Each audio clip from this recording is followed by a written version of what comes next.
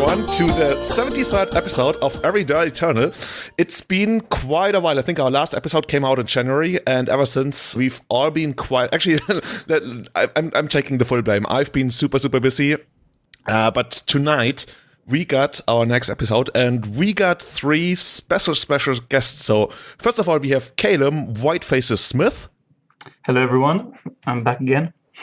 We have Francis, the FGC fighting game community Cooper. Actually, Francis, I never asked you, do you pronounce your last name Cowper or Cooper or? Yeah, it's Cooper, but obviously doesn't look like that. So, but yeah. Hi, everyone. And our third guest for the night, we have Marcus, Truckis, Ewaldh from Sweden. Hello, everyone. It's been a while since I've talked to you. I think the last time we talked, you smashed my face in with Baneslayer Angel and Legacy. But actually, no, we met a couple of times afterwards, right? Yeah, we did. That sounds sweet. I haven't played in a while, though, but let's change that in the near future. Yeah, we should. If you're wondering why have I invited these special specimens of Legacy players, we had quite a lot of things happening ever since I went off to sail Kenya to the world.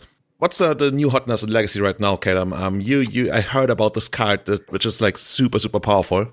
Yeah, so they made this, that old card, Ewaldh's Will, that's kind of banned in Legacy and it's restricted in Vintage. So they made it better, and it's legal in this format. So it costs a mana less, and you can cast your spells over and over again. So it's called UWr Breach.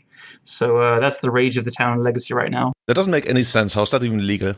I think it was a mistake. It was meant to be like 5 mana to cast, and who knows what they're thinking, really. So yeah, that's what's been taking the format by storm. Like it started off as like, a lot of people weren't sure what's going to happen with it. Like it looks busted, it looks like it's crazy, but there was some skepticism and stuff. Like you need a lot of parts to make the combo work, but then people realized that it's so cheap, you can play it so easily. It's like you don't need anything to make it work, really. Everything just comes together and feeds into each other. So. Oh, is that why Anorak is playing it? No. No. Shout outs to Anorak of the Elo Pontas podcast. We got some content of theirs later on that we're going to talk about. But first of all, I want to say I invited you, Callum, and Marcus, because you actually played the stack in the most recent, what's it called, preliminary Legacy Showcase Challenge, random assortment of nouns. Lots of nouns. It's the Showcase Challenge. So to just explain it quickly, there's a Showcase Challenge every month. And the top 8 qualifies for a showcase qualifier, which is every quarter. And then the top two players of that get Pro Tour qualifications, and the top 1 gets an invite to the showcase something at the end, which has a very, very big prize pool. It's like kind of like the mocks, new mocks. There's like a 75k prize pool or something. So there's stuff to play for, but it's basically it's like a challenge, but you can only enter with 40 QPs, which are qualifier points, and you can only get them in prelims or like very few in league. So the competition was pretty tough. Like there's a lot of non-legacy specialist grinders as well, so a lot of good players. So it's a good opportunity to kind of like just play against some of the best players online. And Marcus. And Marcus, yes. Yeah, but I wasn't even 100% sure I could make this one. We were talking about when we can record this, and we we're thinking about Sunday. And I said to you, I'll just scrub out, and then we can record on Sunday. But I didn't do very well at that, actually. Yeah, unfortunately, you ended up winning the entire thing, right? Indeed, yeah. Again, I wasn't even sure what I was going to play until like in the morning. I messaged Marcus saying, "Marcus, send me a list." And he very kindly didn't send me Merfolk, as he threatened to do again if I beat him in the finals next time. So. Awesome. So we got you two in here because you two actually made it all the way to the finals of this. It's quite prestigious, right? As an event, it's one of the most prestigious Legacy events we have online right now. But why did we actually invite Francis? No, seriously. I have no idea. He's an awesome guy. He's actually an heir to the House of Lords in the UK, right, Francis? Is that why you're on tonight? Yeah, that's exactly why I'm on tonight. Yeah. I just thought that was a relevant thing to talk to Legacy players about. So awesome. No, seriously. What have you been up to? I guess I should have prefaced this. I'm in horrible host, by the way. Callum and Francis are both from United. Fuck! I keep saying the United States Kingdom. You said that last time as well. I keep messing it up. I should be running for president in the US. Did you hear the thing that Biden said about like all men and are created? You know the thing. I like that. I didn't hear that. Like he's really got away with words. Anyway, wow. Not to get too political. Francis, you've been around for a while too. Have you touched on Breach, or have you tried other crazy stuff? So I've played against it a fair bit online, but I've not actually tried playing it just yet. I I don't know, Callum will talk about this maybe, but I'm quite stubborn about what I tend to play, and I switch between decks far less often. So I don't own Lion's Eye Diamonds, which, is a bit of a barrier, I suppose. Yeah, he only plays Control. Whoa. Well, actually, I've known all three of you guys to be Miracle guys. Like Marcus, Callum, Francis, you all played Miracles when Top was still around. Yeah, for a long time. That's how me and Francis know each other from London. That's how I met Marcus, really. And same with Francis, how I met Marcus. Yeah, I think a lot of the conversations that we've had online are to do with Miracles, like both pre and post top banning. Yeah, we spent like 8 hours discussing that third Tundra versus the 10th fetch, and here we are again. Yeah, Wilson complaining at us saying, can we stop talking about 2 Tundras versus 3 Tundras? It's like, no, we're going to talk about this for another whole day. What about the third or the second preordain? It's a big decision, I'm glad you guys can laugh about that. But anyway, I quickly want to touch a little bit on why everything has been so delayed in February and why we actually didn't get any of these podcast episodes, and also I think I didn't really stream at all in February. Part of that is me traveling, because I went to a couple of trade fairs. Kenya has been booming like crazy. I guess I'm free to say that we've had record years back to back, basically in 2018 and 19, and now in 2020 we've unfortunately, I guess the proper way to phrase it, at least our official way to phrase it, is we've been the victim of a land grabbing operation, but it's actually much more than that. So if you don't know, I guess if this is your first podcast or you don't know me, I work for a company who runs a hotel in Kenya, a beach resort, and also does safaris. And unfortunately, in February, somebody came in and basically stole our hotel, which isn't ideal, as you can probably tell. How does that work? Like, you say illegal land grabbing, but then, do they not just get kicked off? Yeah, you would think so, right? Yeah. I do find it quite surprising. It seems it's completely alien, right? To, I don't know, we all live in Europe. If somebody was just like, no, I now own this hotel, I just can't imagine that happening. So this sounds really crazy. Yeah, it was just as crazy to me. At 5 a.m, I get a WhatsApp from my friend who's managing the hotel down there. And he's like, Julian, please don't freak out. Which, by the way, why? Am I known to freak out? That actually made me very much more than the rest of the text. That's the worst thing you can start with. Don't freak out, but this is going to exactly. Freak out. The guy came in with 60 armed forces and took over the hotel. And like I said, it's a long thing and it's still ongoing, so I don't want to say too much about it. But basically, there's an obscure ruling from 2015 against my boss.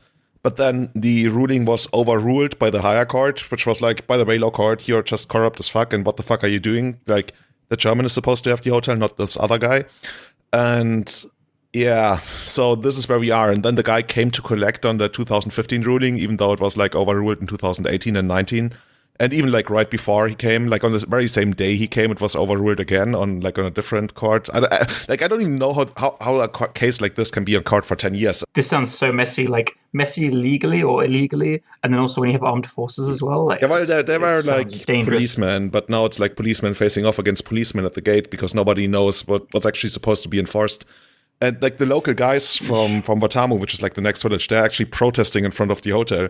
They're raising banners. They're like, hey, give back the hotel, get out, and probably much worse stuff that I can't read because I don't speak Swahili. I saw you post some pictures of that. You should put them in the show notes. They were pretty interesting. Well, I guess I can put one of the videos in the show notes. It's kind of hard to link the articles because the articles at best get 70% right, and then you stitch it together. And I think Francis read a couple of those articles and he was utterly confused about everything.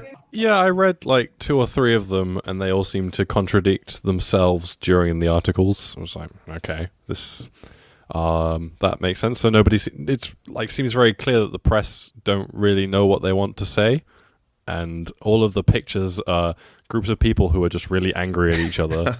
The person who seems to have taken it over seems to be a previous employee or something, and then people are sort of shouting at the cameras saying he was a kitchen boy and how can he own the hotel, and it's quite dramatic for sure.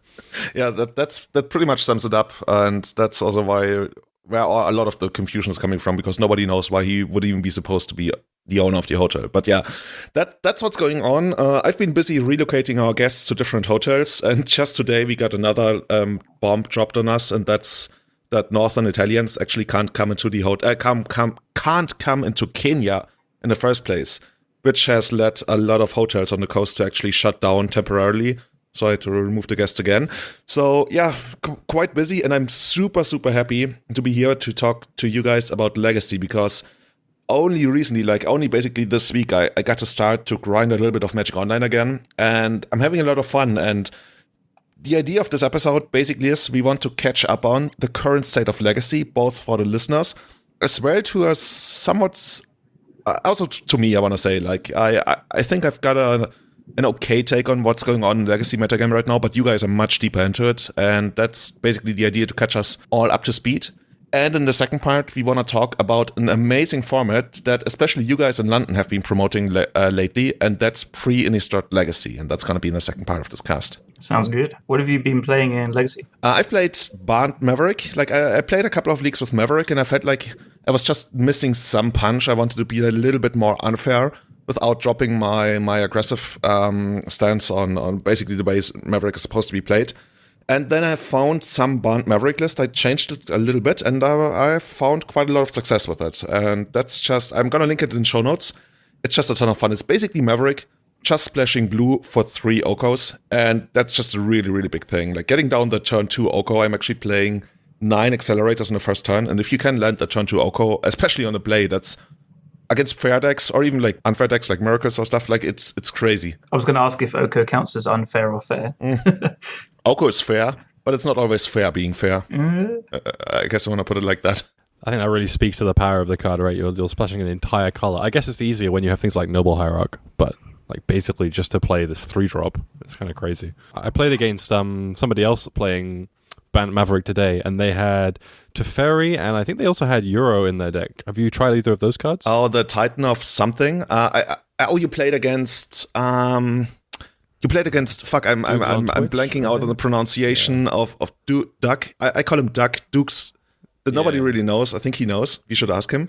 He does a lot for the Australian Legacy community, by the way. And he played Uro, Titan of something, and also Teferi. And to me, that like the Teferi thing is just a little bit too much to me. That to me basically turns it into Barnt mid-range and totally drops the aggressive aspect of it.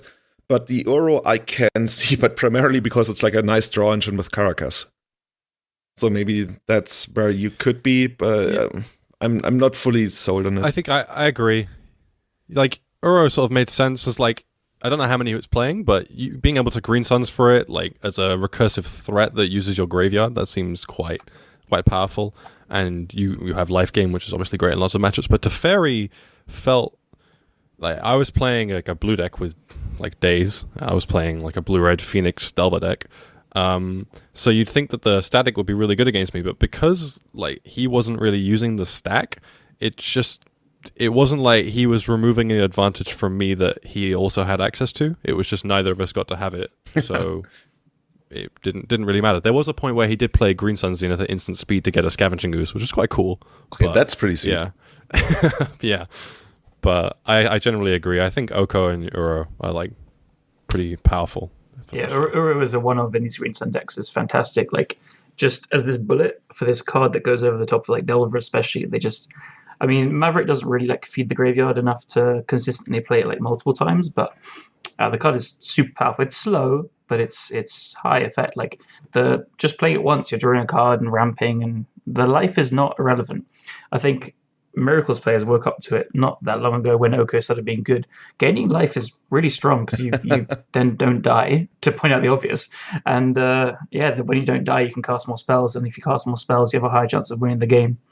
So the lifeline really, really adds up. So this is where we are in 2020. People talk about power creep and complain about it. And here we are like, oh, life gain is really strong in Legacy right now. Marcus, would you play Uro? Yeah, Healing Salve is still leavable. I've never heard of either Oko or what's that? Uro. It's not Mono Blue. I don't understand. Mono Blue Breach. You heard it here first. You can play them in first. Growth Spiral High Tide. Yeah.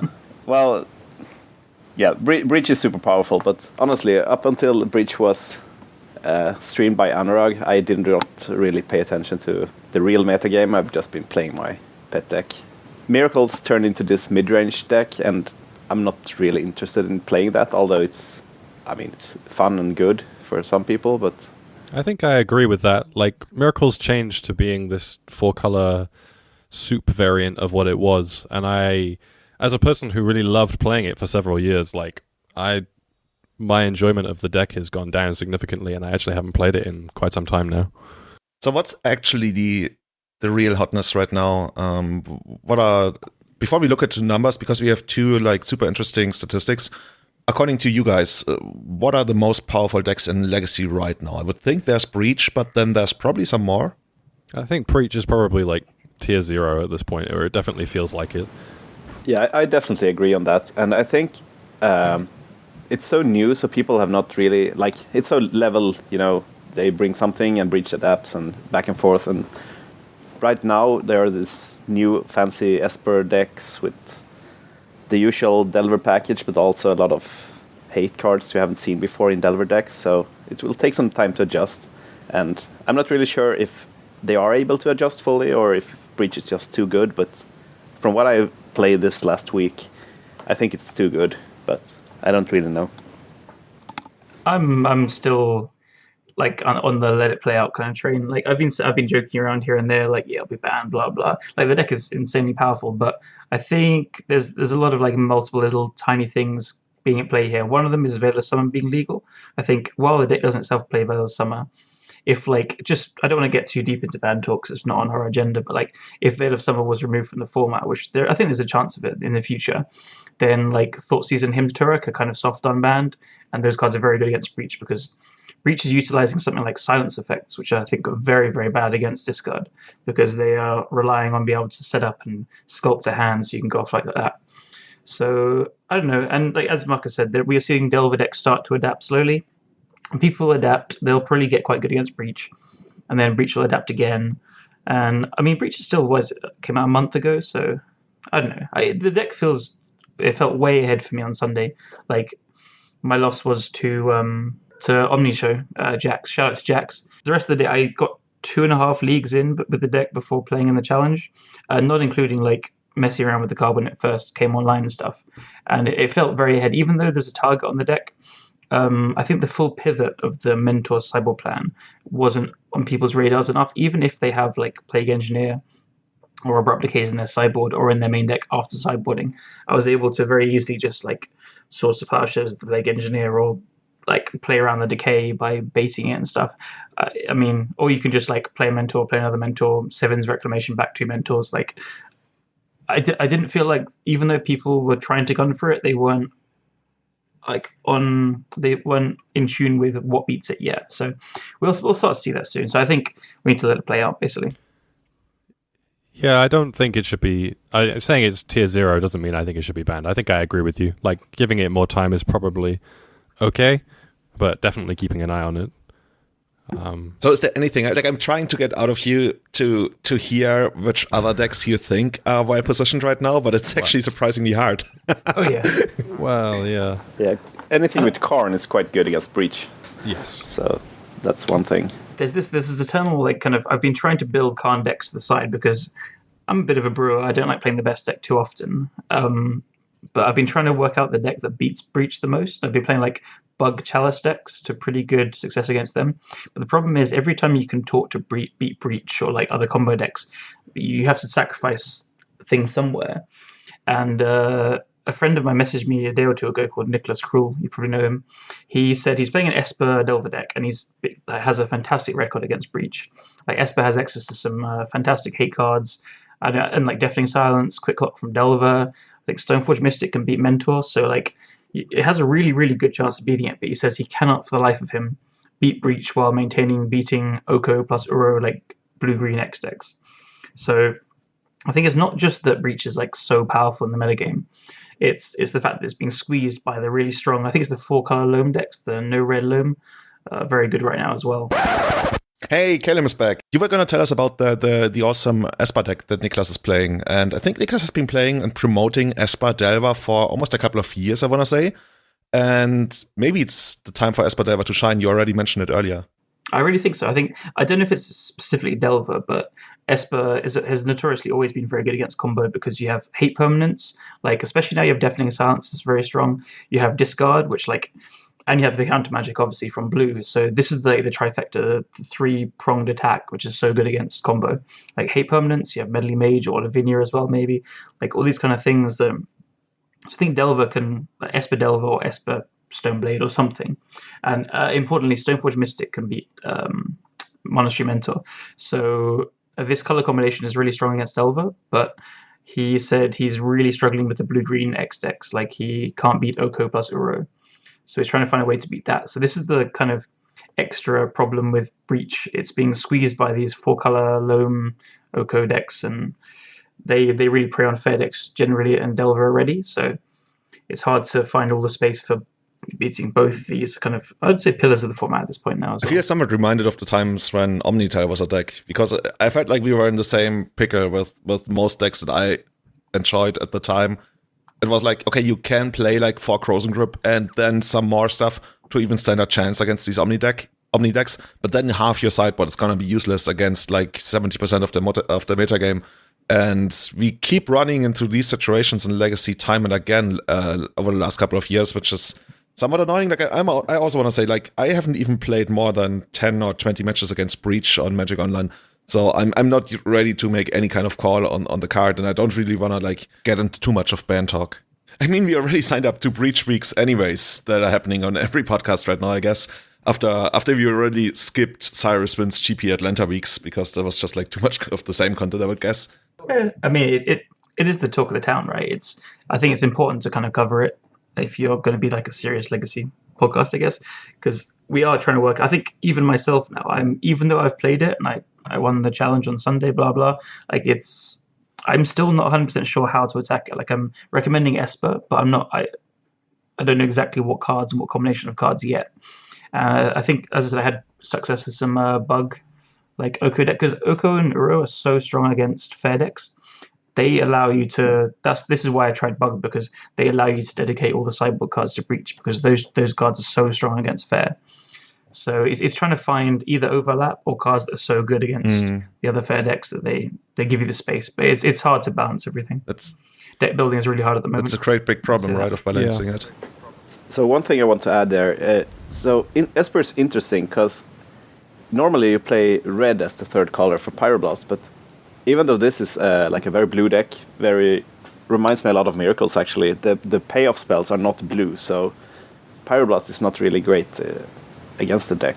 And I think maybe people are in these old habits of like adding the third color or second color even to be red just for the blue decks, whereas it's not very good versus Breach.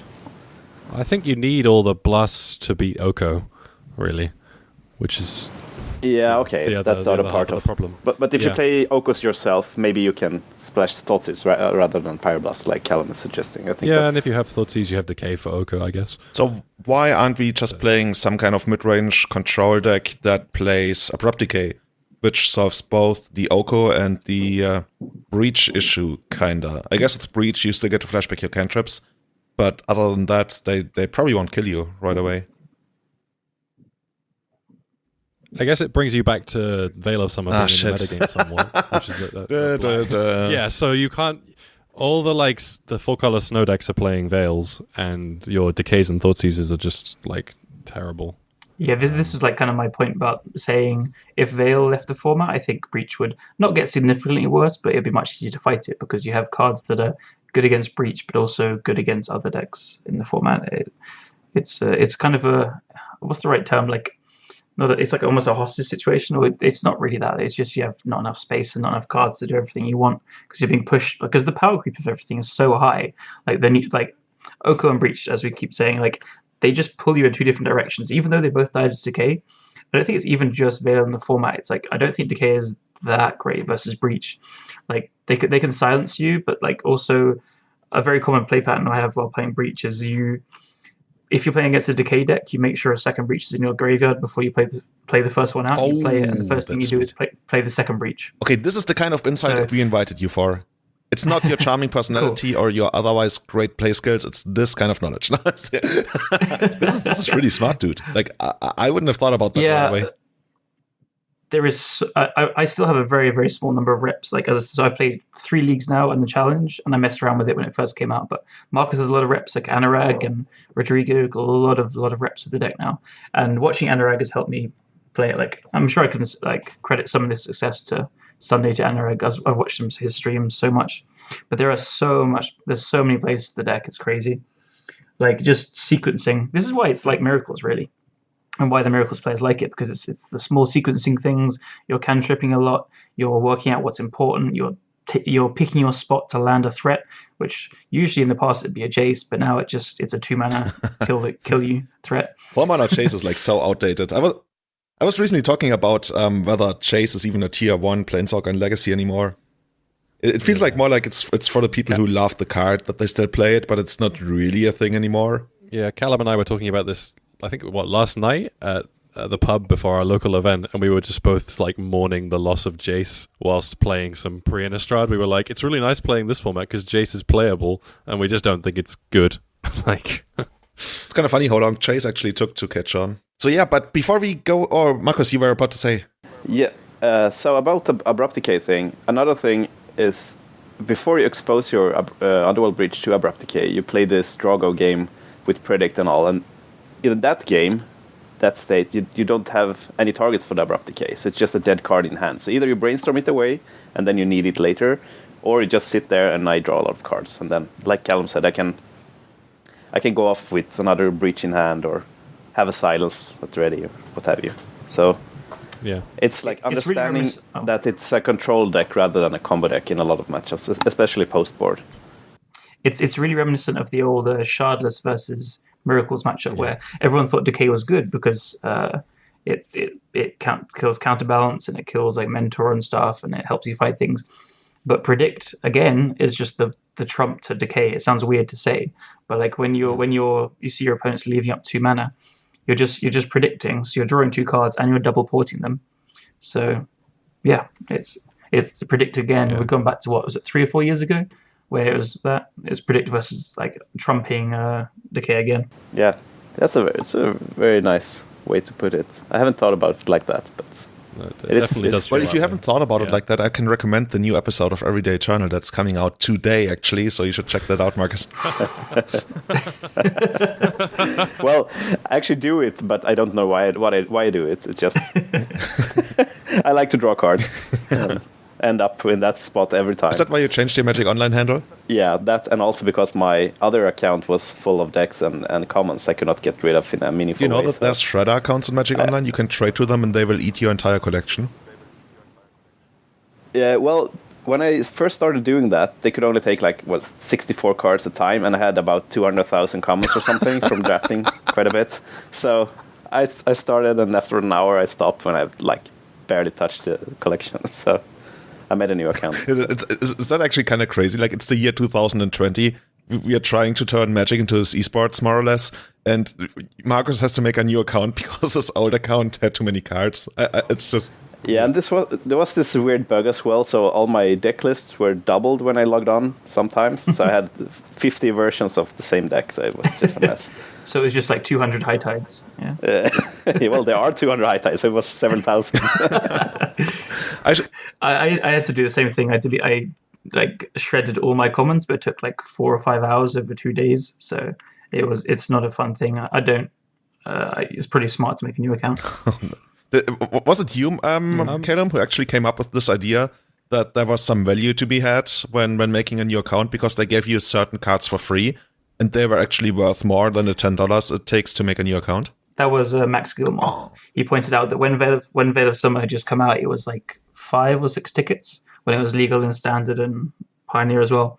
So you can make a new account and you'd gain 2 tickets each time or something. Pretty smart. Smart guy. That's how he funded his new house or something. No, I had no idea. It's all about the value. Yeah, the value. And speaking of value, I want to get a little bit deeper into Breach and some of the play patterns we already touched on. But just for people who came into this podcast not knowing exactly what Breach is supposed to do, because I think it's not very obvious how the deck actually works. Can you guys give us a very quick rundown of what the deck is trying to achieve? Beyond the cantrips and the protection. Okay, so like I said, it's a control deck in disguise, but it's also a combo deck, especially post-board. It's a low-resource combo deck. So all you need is a Underworld Breach, some stuff in your graveyard, a Lion's Eye Diamond, and a Brain Freeze. And with the Lion's Eye Diamond, you gain 3 mana, and you pay 2 mana for the Brain Freeze, and the escape cost is paid by the Brain Freeze copies, so to speak. So once you get going, you can Brain Freeze for free, and for each time you do that, you add more Storm. So once your whole deck, or a lot of your deck, is in your graveyard, you have enough Storm and mana to Brain Freeze your opponent. It's a tight little package of 3 cards, and 2 of those cards can be in your graveyard. So if you hit the Lion's Eye Diamond from the Brain Freeze, you actually don't need to ponder into that combo piece. So what you're saying is that can actually kill on the first turn? Oh yes, for sure. Through a force of will. It has the nut draws where you kill turn 1, but it also has like a pretty common play pattern is if you have the Breach in hand, you kind of like you can end of your opponent's second turn if they cantrip or like played a creature. You just like freeze yourself for 6 or 9 cards, and if you hit an artifact mana in that, you cast the Breach and you win. So it's like some of the early criticisms of the deck, or like that people didn't think it'd be good, was because you need to have the Brain Freeze and the artifact mana and the Breach. But really, like with so many cantrips, you find the Breach and they feed into each other. And the early versions, like made by Stefan Schultz, he made Enlightened Tutor versions, which I asked him about it because I kind of hate those card disadvantaged tutors. I asked him why he was building with it, and I never really liked it. And he had a very good answer. He said, every time I build a new deck, I try and find the most broken thing possible. And then from there, it naturally evolves. So it wasn't that the Enlightened Tutor version or his version is worse than Intuition. He's just starting at the highest ceiling and then going on from there. And I think that version still has some merit, but now that everyone's playing Brain Freeze and Predict, it's pretty bad to play Enlightened Tutor because you just target them and counter it essentially. That's another random upside that people start playing Doomsday. So yeah, sure, resolves, Brain Freeze, goodbye. So why would you guys say this deck is so successful? Obviously, it seems to be quite resilient, but what takes this deck to the next level, to basically tier 0 tier 0, as Francis earlier said? It's the control thing. Combo control has notoriously always been so strong. Like you bring up Omnitel earlier, that was almost like a combo control deck. Or any combo deck being able to play Force of Will reliably is also super strong, because one of the weaknesses of combo historically is that they don't have their own like counter magic to protect them against faster combo decks, for example, or they can't play a longer game and set up a perfect turn as much. But this one, like you play 12 cantrips and Predictors, I don't know, people are still unsure about it. It performed really well for me, but the important thing is Predictor's not actually very good game 1. It's this weird thing, like it's fine, you can power through, discard and counter magic with it, but it's really good when you get into game 2 where your opponent's trying to stop you with all their hate permanents, their counter magic, and just going up on raw cards, because the texture of your deck off the board is going to be to fight whatever your opponent's trying to fight against you. And so the raw cards are going to trade with them, and you're going to come out ahead in the end. And then you have this super easy compact kill, especially when the game is going longer. You just cast your Breach, and they usually die, because you can like cast it and you just play a few cantrips, and those cantrips will probably find the artifact mana or the Brain Freeze, and then you just go on from there. It's the fizzle rate of just casting a Breach with like 3 cantrips up is pretty low actually. And then an important thing, which I only worked out halfway through on Sunday, was that Mentor is a Storm card. It's not a creature.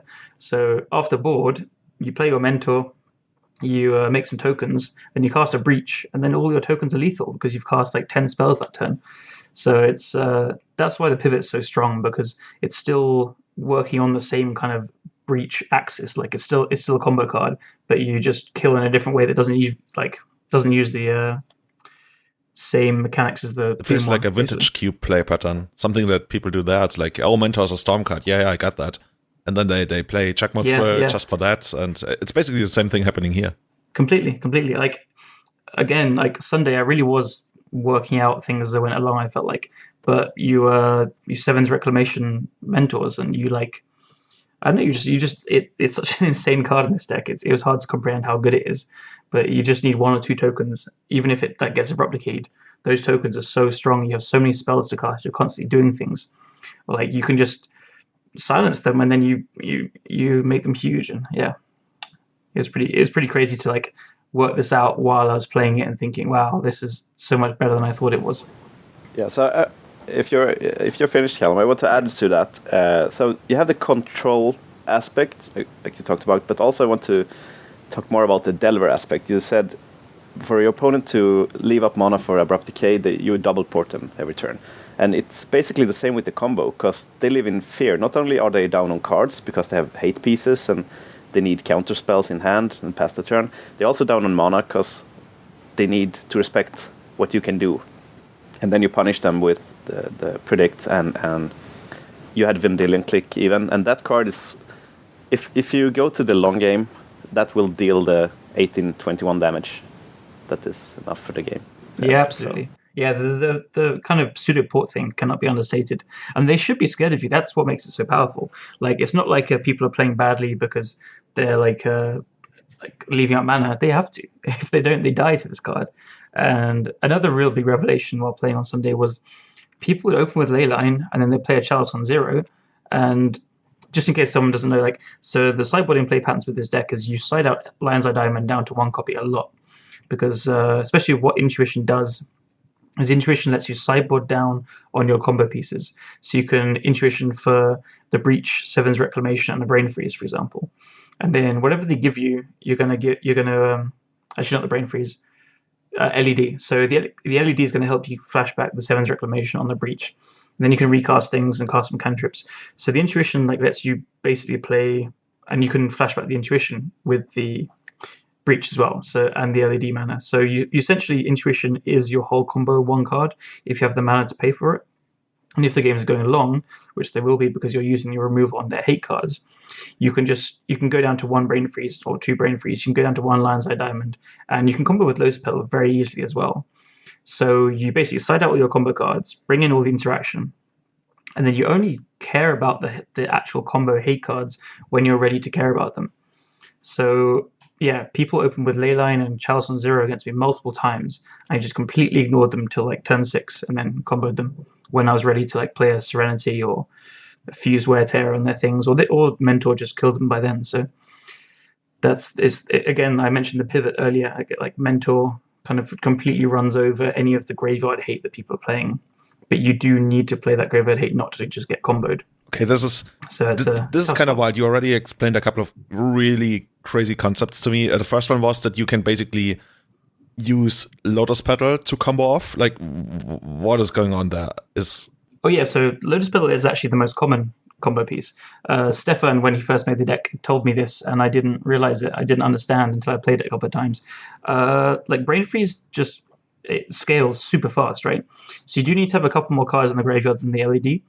But against any decks with Surgical, I almost always never combo with Lion's Eye Diamond as well, unless I have like a Spell Pierce in the graveyard that I can pierce the Surgical. With Lotus Petal, you can just cast it out of blue, cast it again out of blue, and then Brain Freeze. So you need 6 cards in the graveyard other than the Lotus Petal. And then the Brain Freeze is counting the 2 Lotus Petals plus any other spells cast that turn, which is going to be the Breach. So it's going to net cards in your graveyard already, and then you just cast the Petal 2 more times, cast the Brain Freeze again, and you just go from there. So Lotus Petal is almost like a better combo enabler against anything other than Emrakul, because it uses more cards in the graveyard, and you need to lightning bolt them. I was just going to add to that with the Surgical Extraction you mentioned. So what a lot of people don't realize is that once you play the Underworld Breach and then you Brain Freeze, you get a lot of stuff in the graveyard. And if you hit a counter spell that you can cast of any sort, before you hit whatever crucial piece they want to Surgical, you can escape, even with the Brain Freeze triggers on the stack, if you have a lot of cards in to escape with in the graveyard. And the same goes for like Tormod's Crypt. If they crack the crypt, sometimes you can Brain Freeze in response and go off with the Brainstorm and generate some storm. So even a Brainstorm counters Surgical when you have Breach in play, because as long as you have the mana to cast it, because you just Brainstorm and you remove the Surgical target. Of course. So yeah, Surgical is pretty poor against the deck unless you're also playing. Okay, this is getting scarier every minute. Yeah, it's people try to Surgical me in the leagues quite a lot, and you just you try and like save a Brainstorm in the graveyard if you're playing against a deck that could have it, and so you can just exile their target. It's the same as like Dig Through Time during the Omnitel days.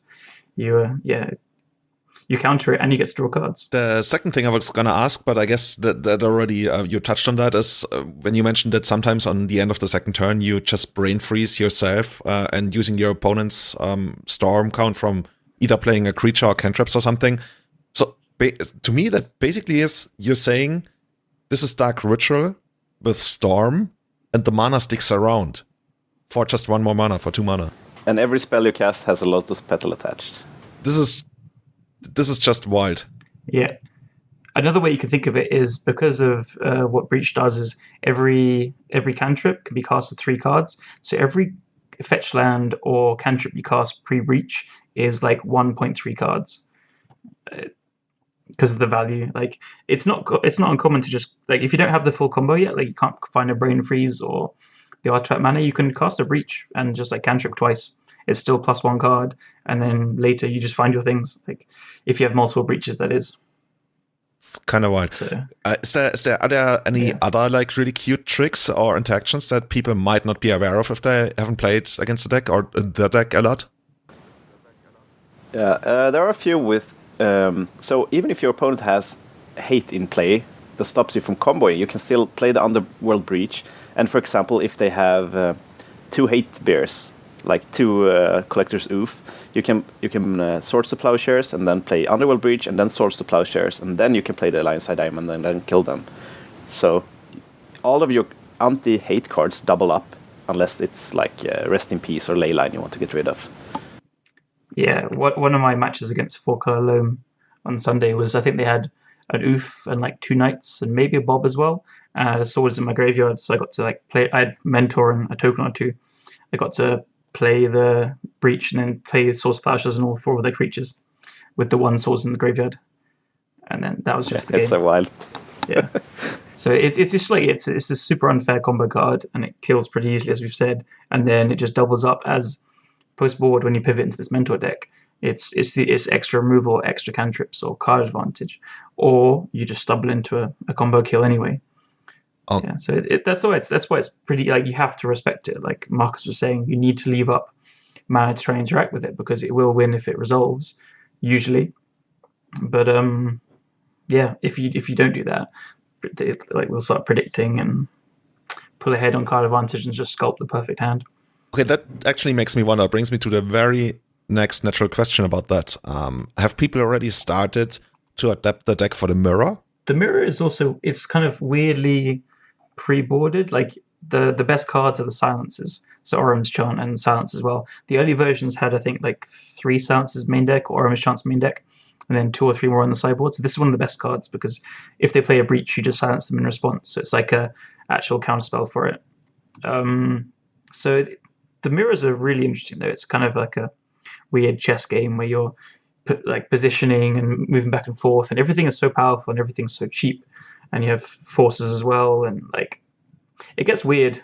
Marcus and I's match, the game 1, he had a pretty poor hand, I think, against I had a good hand. Yeah, it's totally random. The mirror is just about drawing the right cards. So, yeah, please continue. but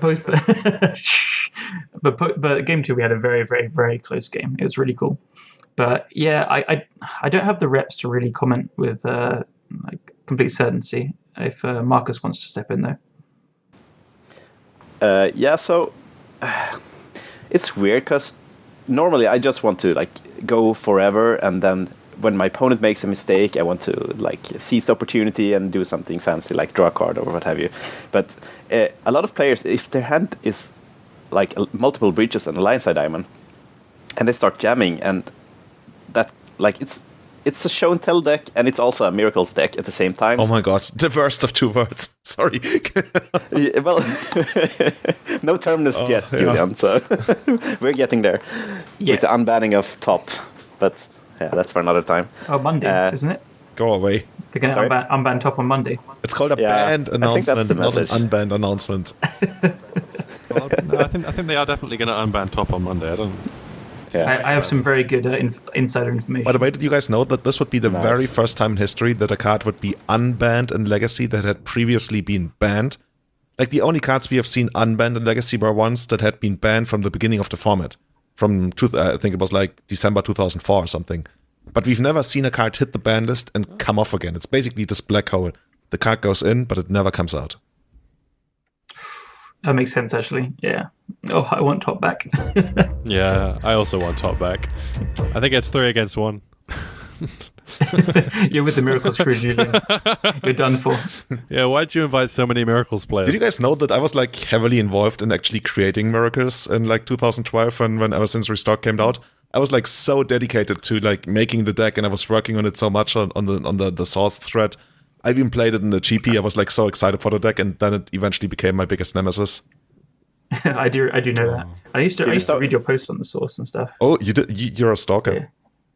Yeah, totally. And I remember you stop working on it when Schoeniger and stuff. Oh yeah, Philip. Philip is a great guy. Anyway, Yeah. I was back on topic. Yeah, I was gonna ask: is there any kind of scenario where you can sometimes like get somebody with a brain freeze when they're like, "Oh, I'm gonna carelessly brainstorm on my breach turn," and then in response, you're gonna brain freeze them and they die to their own brainstorm or something? I've not done that yet, but natural milling has come up a few times. Like it has to be against like slow control decks, but you can resolve like 2, usually 3 brain freezes, and you can deck them. It's not uncommon. I think I've died to that more than I'd like to admit. It's like end of turn, I'll try and like Snapcaster Brainstorm or something, and then it's like, I die. Awkward. So yeah, that's a real thing.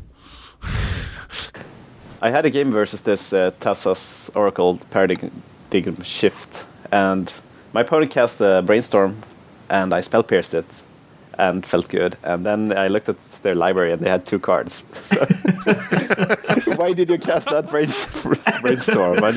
I needed the value from my spell pierce. It was like turn 10. They next leveled you. They got you. Yeah, I got owned. Sweet. Yeah, it reminds me of sometimes when I watch Miracles Mirrors, like the hardcore dedicated blue-white Miracles without Oko, and at many times I felt like, oh my god, if this deck had like 2 brain freezes, they would totally win because the other guy only has like 20 cards left and they would totally get there. But yeah, I guess that can come up, maybe. I don't know. I mean, Orm's Charm is still a card. It comes up quite often, actually, against the Miracles deck. And not only that, but you can mess with their counterbalances and stuff, too. So now you have my attention. Yeah, Marcus, you're a traitor. It's pretty cool. And elves, if they have a glimpse turn and they play Elves Visionary, you can kill them. Or the food chain deck, actually, I beat that, but it was with High Tide, but it was with the Brain Freeze. They played, they had to go off for a bit and then find Rex Sage for my cage, and then they played Uro, and then Storm was high enough, so I just Cunning Wish for Brain Freeze, and they died to Uro's Draw Trigger. Can I say the Brain Freeze is a beautiful card? Like, unlike Tendrils, Tendrils is like brutal, blunt, it just kills you, but Brain Freeze does so many amazing things. I remember when I first came into Legacy and I saw a guy playing Solidarity, and he brain freezed himself to find Flash of Insight to continue his combo. This was like one of the very first things I saw in Legacy, and that like now, I don't know, 15 years later, I still remember that because that was so fascinating to me.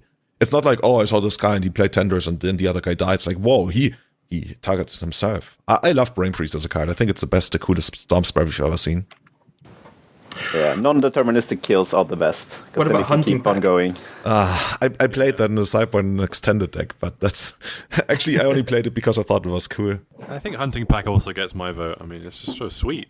Yeah. I think Callum and I once built a mono green Storm list. I don't know if he remembers this. I roughly remember it. It was very exciting. Hunting Pack. Yeah. Okay, this sounds. It was with This sounds kind of wild. We get really bored at work, so we just make like stupid decks a lot. And I think the kill was Hunting Pack and Concordant Crossroads. Yeah, that was it. Yeah. Okay. We're going off the deep end here, don't we? This is how you get Brexit and how you tank the British economy. Like Callum and Francis are sitting at work making mono green Storm decks. There was this card which is like we found it was like a 1 mana you sacrifice a creature and then you get mana equal to its mana cost or something. Yeah, but you can only use that to cast creature spells. So we were trying to like chain creatures into more mana and stuff. It was really, really bad. That was a fun day. Let's get off this. It was so bad. Yeah. Okay. We can talk about this for ages. So I was gonna ask you guys. By the way, shout outs to an actual really good Storm spell, Wing Shards. We're gonna talk about this later, but when we talk about Pre-Innistrad Legacy, Wing Shards was a very real card in Pre-Innistrad Legacy. But we're gonna touch on that. Francis loves that card. I cast Wing Shards in a Legacy League last year to kill someone's Merit Lage. It was Jack's actually. Shout out to Jax for dying for wing shards. Got you. I was playing like a blue-white singleton control deck. It was pretty sweet. Shout out to JPA as well. I had a lot of fun. I got paired against him multiple times with my Venser Caracas Vendilion Click nonsense. You guys have way too much mana. I don't know how you do that. I didn't know we got a Joda set on the cast. Yeah, did you guys see on Reddit that the thread where basically one person made a thread which was like, "Where is Joe Lossett?" And it sounded like really weird, as if he was like lost and nobody had heard of him. But apparently he only plays like non-legacy formats, or maybe he still plays legacy, right? Anyway, that's way too off topic. Yeah. Let's go back to Brexit. No, seriously. In our show notes, I put yes, we have show notes. I put a topic which is like ban ? But I think from what I've heard, we all agree that it would be like too, I don't want to say way too early, but too early to really push for an Underworld Breach ban. It's just weird because I feel like almost everyone I talk to agrees that it will eventually be banned. Like nobody believes it's going to be around after summer. And at the same time, we also say, okay, but let's still like wait and see. Maybe there's a way. Maybe Dryad Militant is going to bring balance. That's exactly how I feel. I think there's, especially as I mentioned like twice now, I think if Veil goes, there's a chance it's okay. But yeah, we need to wait. Like Renesix took 6 months to be banned, and we need to wait for a while. Like it's been out a month. I think calling for a ban on Monday is kind of ridiculous. And if it is, I will eat my hat, I guess, and Jax can make fun of me a lot as he does already. But yeah, I'll be amazed if it's banned on Monday, or even like in the next month or two. Yeah, there's a new set coming around too, so yeah, there'll be a more broken card. It's fine. Yeah, Overworld Breach. It's just 1 black spells in your graveyard. You may cast this for free until end of turn. You lose the game at the end of turn or something. Yeah. Yeah. Okay. Awesome. No. So yeah, Marcus, is that how you see it as well?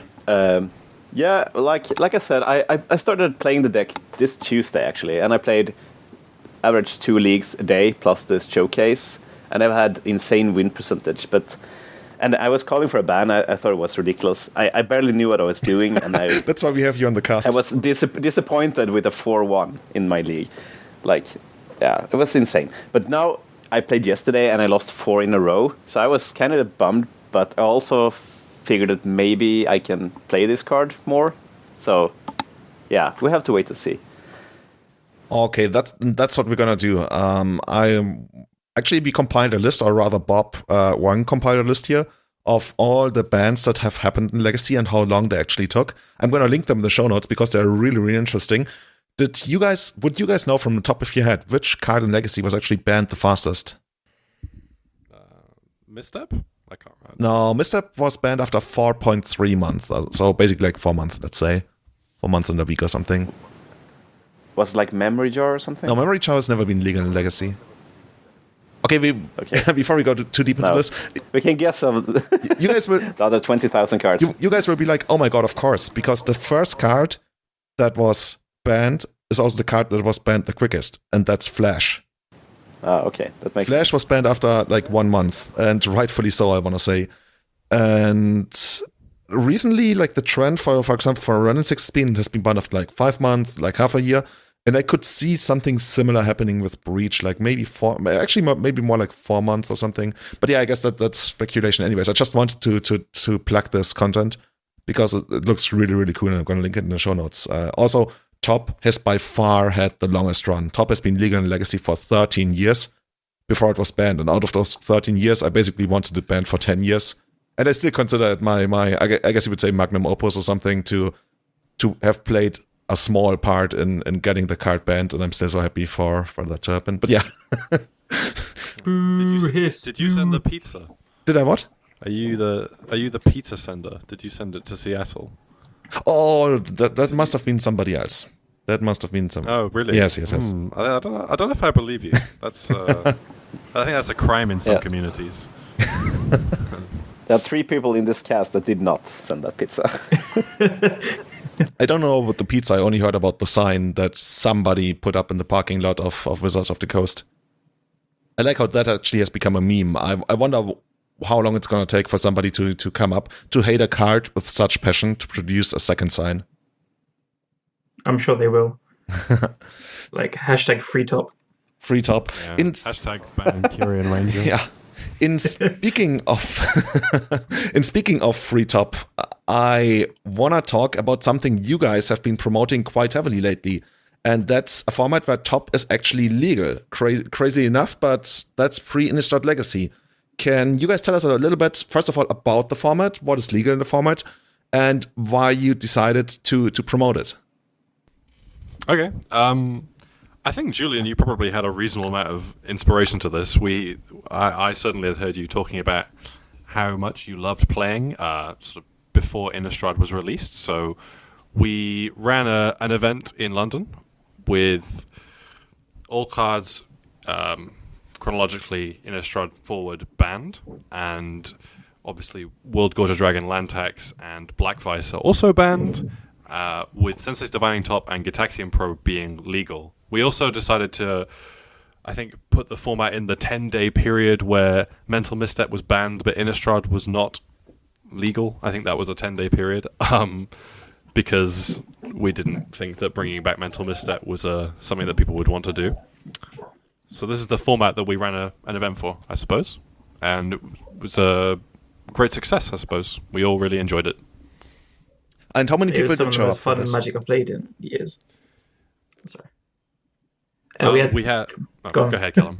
we had 13 people. So we have this amazing pub like near Camden in London where we were allowed to just rent the room for free. So it's pretty easy to get people together. So we had 13 for this one, but I think we've just hyped it up and talked about it so much with everyone else. I'm pretty sure more people will come to the next one. And honestly, it's just the most fun Legacy I'd played in so long. It's just so decision rich. It's no super snowbally cards apart from Jace, but it's 4 mana, so whatever. I got the metagame here of what the 13 people played. So we had 2 people on Toggles, which is bug control, 2 Tez, which is they weren't playing the old silence builds, they were playing just Grixis Storm. We have Zoo, we had Francis playing Countertop Twin, we had Spiral Tide. I don't know if anyone here has heard of that deck. Never heard of it. We had Bug Nick Fit. We had Natural Order Rug, Cephalid Breakfast, Painter, Enchantress, and Goblins. So so many just cool decks. I just can't stop gushing about how much fun this thing was. So basically, a lot of 2012 decks and one 2020 deck, right? Is that how I? Yeah, Zoo, right? Or Goblins. You meant Goblins, I assume. Yes. Split the Twins 2020, right? Yeah, you should talk more about that later. No, you were using counterparts there. It's kind of funny to see them actually play Sue when, if you ask me, Sue was already kind of dead back then. And nobody played Maverick, by the way. But before we get into the individual decks and the format, and I want to talk about the composition of the format, because you guys mentioned that you were actually aiming for that very short period where Mental Misstep was banned in Legacy, but Innistrad had not yet been released. Because when you guys mentioned that my musings about that format back then were part of the inspiration, which is really cool to hear, because I really, really enjoyed the format back then. It was a large part. Yeah. The format I knew back then was actually the one where Innistrad was legal, but the other two, what's the second, Dark Ascension, but most importantly, Everson Restored was not yet legal, because Everson Restored is the one that actually changed Legacy quite a lot. That's the Terminus and Griselbrand, right? Exactly. A big thing that Innistrad, of course, gives you is Delver, and Delver, I want to say, did catch on rather quickly, at least if I look at the results of GP Amsterdam 2011, which is basically this format plus Innistrad. But I think the idea and part of why a lot of people like that format so much before Delver was that it puts a lot less pressure on you, right? And people would say, oh, then you go and do all the broken stuff. But the thing is, there wasn't all that much super broken stuff that you would go for in the first place. There's not getting Griselbrand into play on the second turn. You get, I don't know, Emrakul into play on the second turn, which was already but you would still get that with Caracas, because Caracas probably was one of the cards that really had its heyday between 2010 and 2012.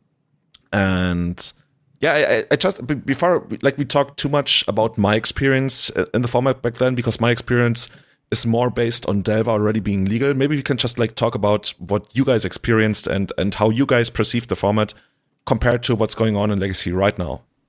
I think the point you're making about Delver, I think Callum and I both felt it to be a massive breath of fresh air, not having Delver of Secrets be legal. Like, not having to be scared of the turn 1 3/2 flyer means you can just, sit back and spell snare things and play 2 drops and play 3 drops and it's fine. Like, I think one person in the room was playing Days and they were playing Cephalid Breakfast. So yeah, that sort of valve on the format not being there is quite pleasant. It's more like people can play Days. It was like very played in that format, but if you don't have a turn 1 such a strong threat as Delver, like dazing back a land is a much more real cost. And like getting your 3-drop Days is not so bad when you don't have this insane 1-drop like just killing you so fast. Like Delver can just goldfish turn 5 very easily. And so yeah, it's the whole like playing into Days when you can and can't afford it, but you usually could afford it in the past, I assume, because you just don't die as fast.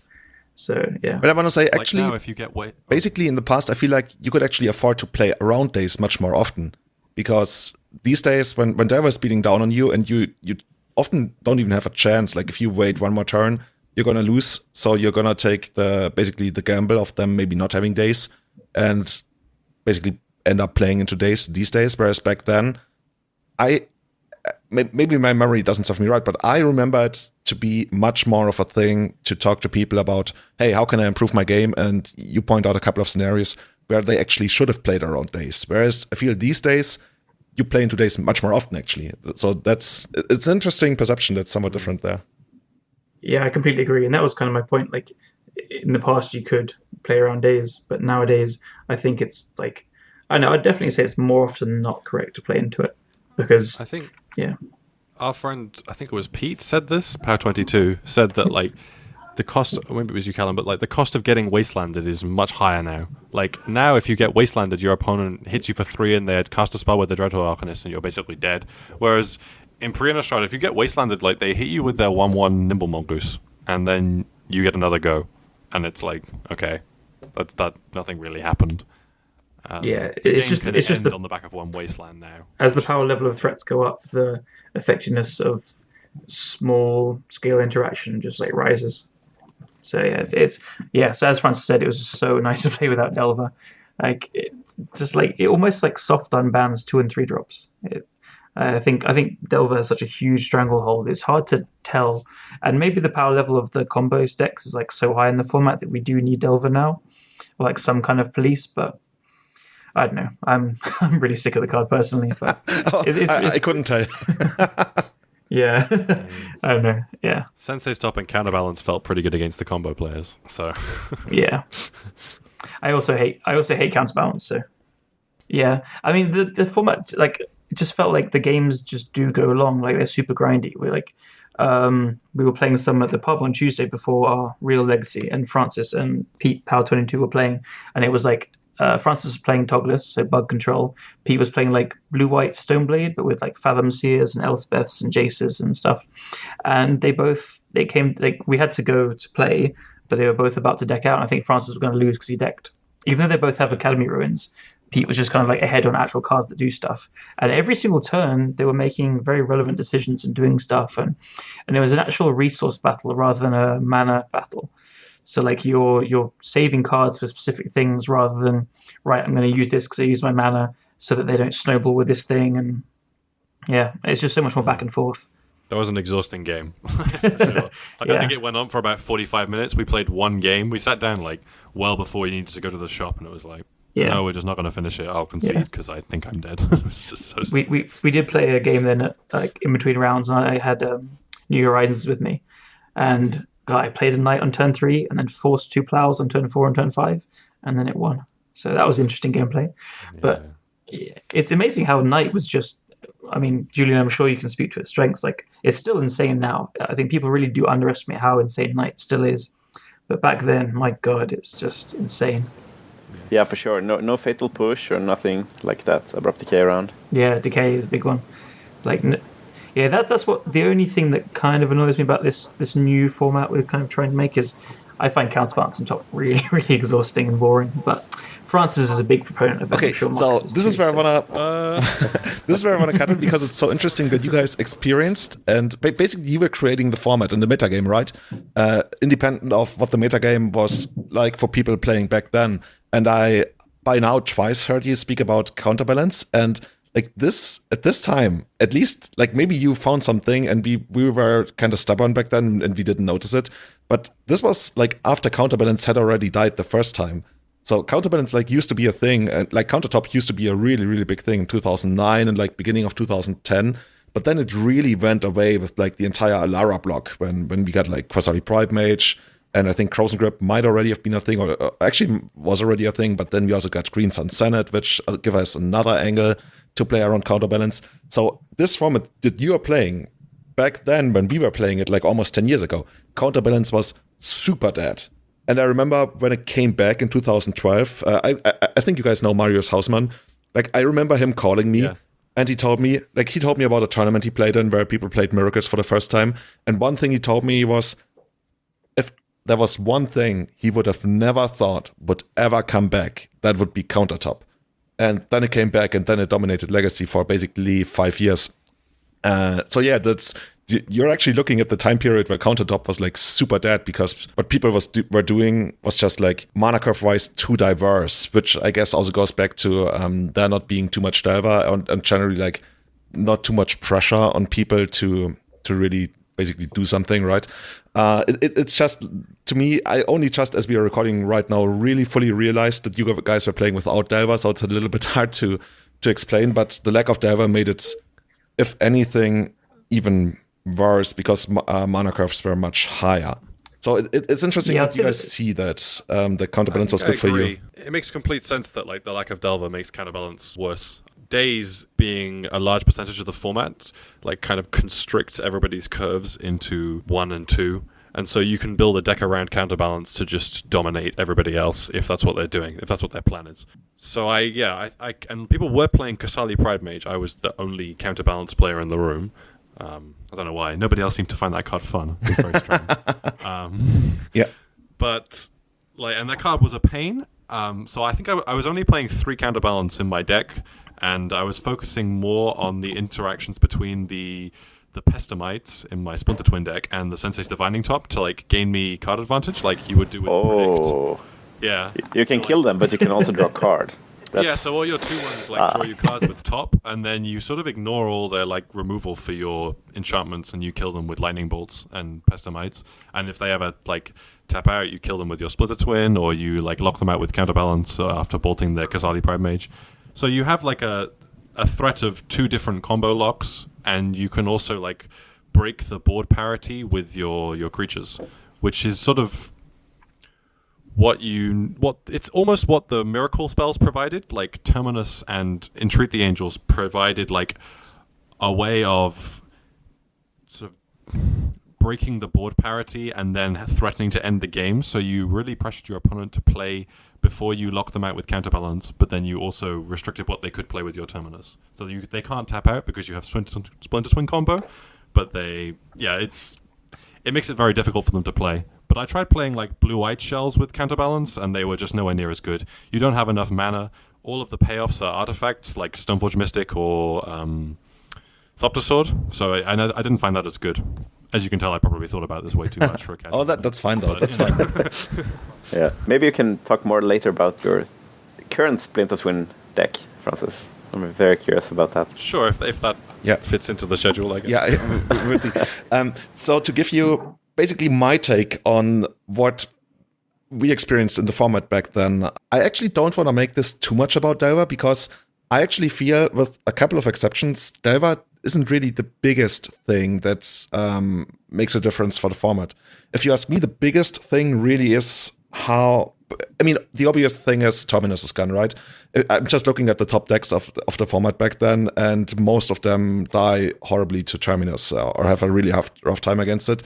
And the other thing is Grizzlebrand. And those are 2 things that's why I always talk about like pre-Everson. To me, it's like less about pre-Innistrad, it's more about pre-Everson Restored.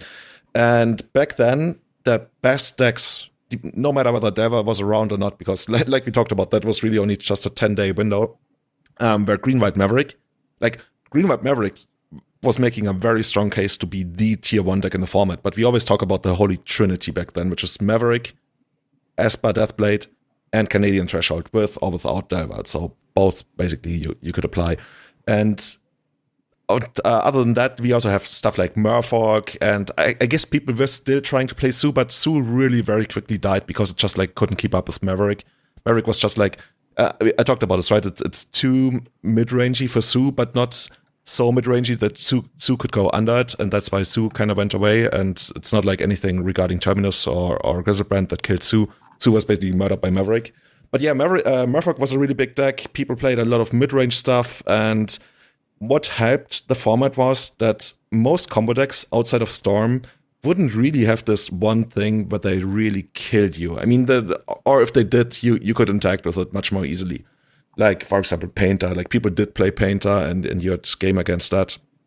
But yeah, I just keep going back to, and I'm going to link that to my tournament report from GP Amsterdam from October 2011, where I played against Reanimator. And that's really, like, to me, that feels how games against combo. Actually, maybe I'm actually going to cut this entire segment because I'm not really sure where I'm going with this.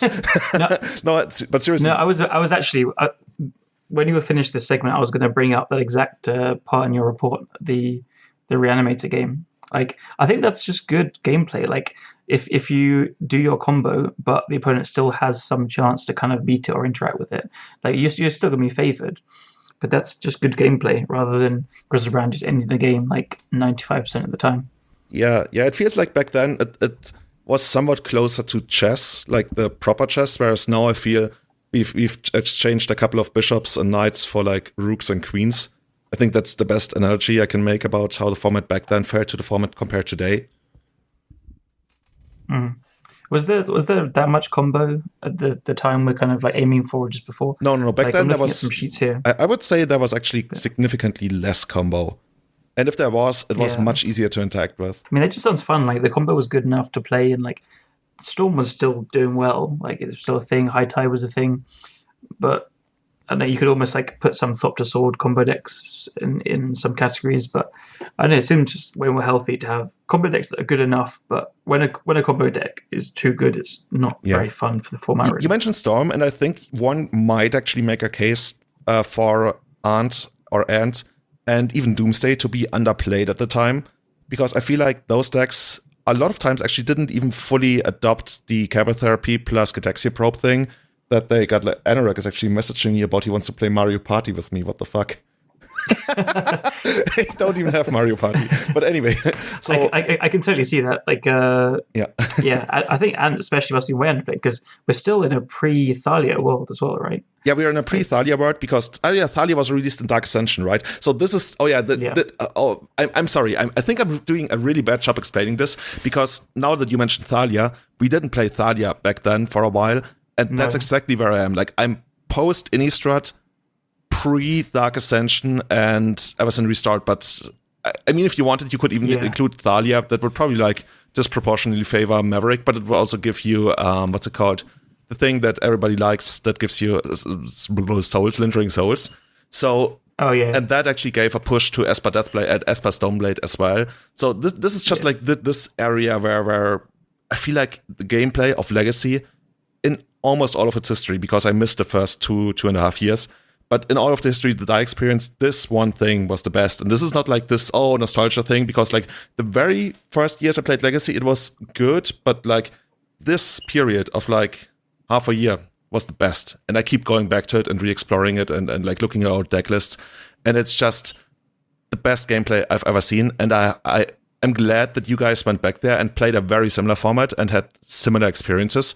And I think that people are actually going to continue supporting this. Like, I know that Sam actually has organized a tournament, a pre-Innistrad tournament in Texas at the, what's it called? Texas Lurgoyfs? Is that the store? Yeah, it's Lone Star Legacy, right? Lone Star, like, well, it's Texas Lurgoyfs, I think they call themselves. Yeah, so it's like Sam Craven. Yeah, it's so cool that they're doing it. Like, we didn't think this would catch on. Actually, I will just say we didn't, well, at least me, I didn't I didn't know how long the gap between Mental Misstep being banned and Innistrad came out. I thought it was longer than 10 days, so I didn't really know what I was doing when like we came up with the format, but we just decided it was something that we'd like to do. We polled our we have a Facebook group for like people in the south of the UK who play Legacy. We polled them they'd be interested in us doing this format, Legacy Unchained, pre-modern, all this kind of like alternate eternal formats. And yeah, the feedback was pretty positive. And yeah, for 13 people for our first event, it's pretty cool. And I think it's just going to go up. So yeah, we're not like pushing for this to be one of like the official pre-modern or whatever's going around formats. It's just a really, really fun way of playing Magic. Yeah, I saw some people asking you to fully promote the format as the new thing, but that's not really something you're trying to do with it, right? It's just...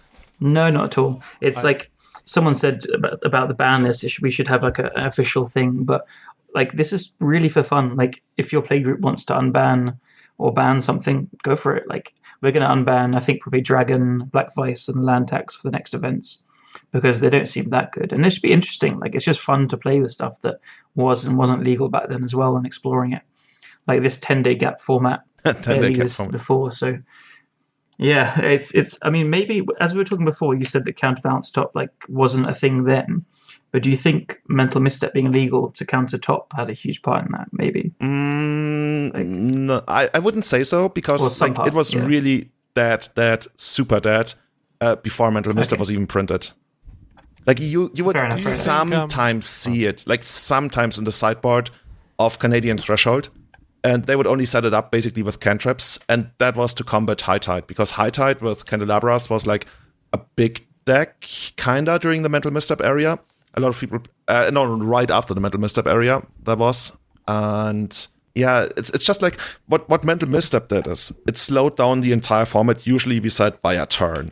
So you actually got away with playing a lot more big stuff and like higher mana costs. And remember, you also didn't have Delver.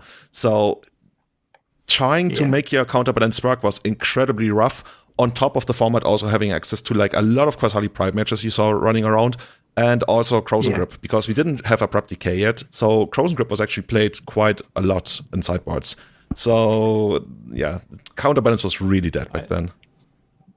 One thing yeah, I was just gonna mention that I actually played a lot back then on Magic Online, and I played like Stoneblade, and I can't remember that there was an active choice not playing counterbalance. I was totally new, so I probably did not know that it existed, but yeah, I think it could have seen some play. So one remark, maybe when you look back at this format and when you build decks now with the knowledge you have now, maybe those decks would be different. So yeah, I think that's true. Like one thing we noticed that was quite obviously different was that people weren't really playing with Ponder or Preordain. Nowhere, at least they're not anywhere near close to the extent that they play with them now. Like people might have 4 Brainstorm, but then they'll only play 2 Preordain as their remaining cantrips, and that's it. And they won't play Gitaxian Pope or Ponder, and it's really quite strange. And I'm wondering if that's to do with like mental misstep being really popular, or was it just that like deck building theory had not got very far? So I want to say I think there's 2 reasons, and hopefully I won't forget the second one after I hit the first one.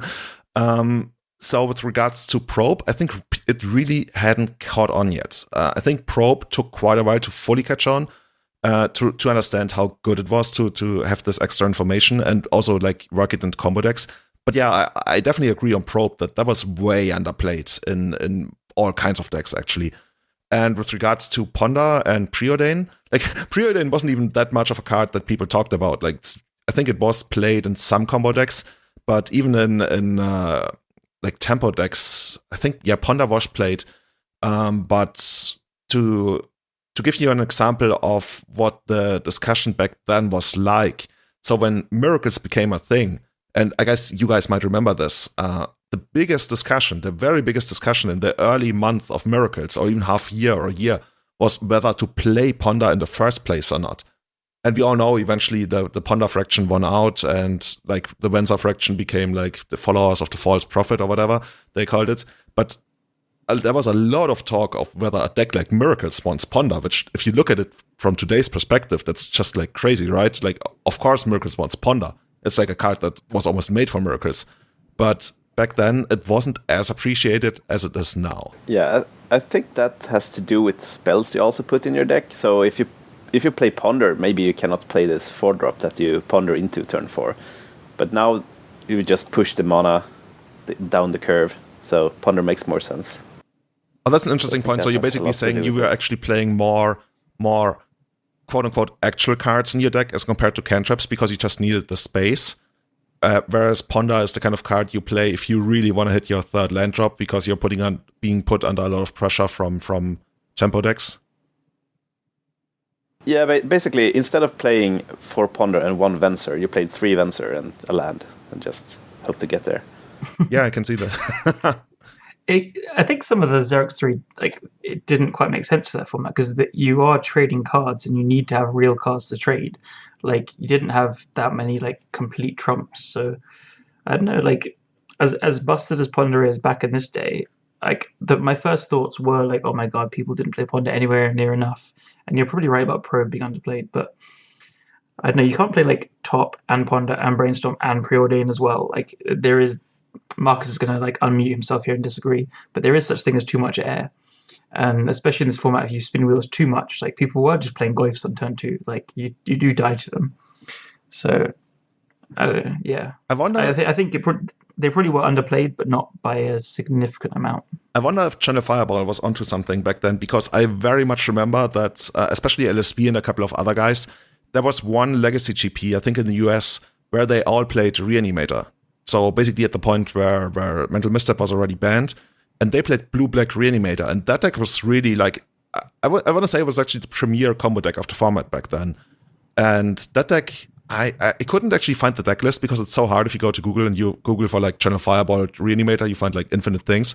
But I'm pretty sure there's an article about LSV out there. Maybe I can find it, then I'm going to link it in the show notes, where he talks about the way they built Reanimator. And that was probably one of the most streamlined decks in Legacy back then, and I would be surprised if they didn't play 4 Ponder back then, because that's a card that would certainly make sense there. So maybe they were actually I'm not sure how much of a difference there was deck building wise, but these days I'm certainly sure we have a lot more resources and people discuss this thing a lot more. I mean, we have Facebook chats now. Hey, yeah. I mean, I guess if when Counterbalance was at its height, that punishes cantrips as well.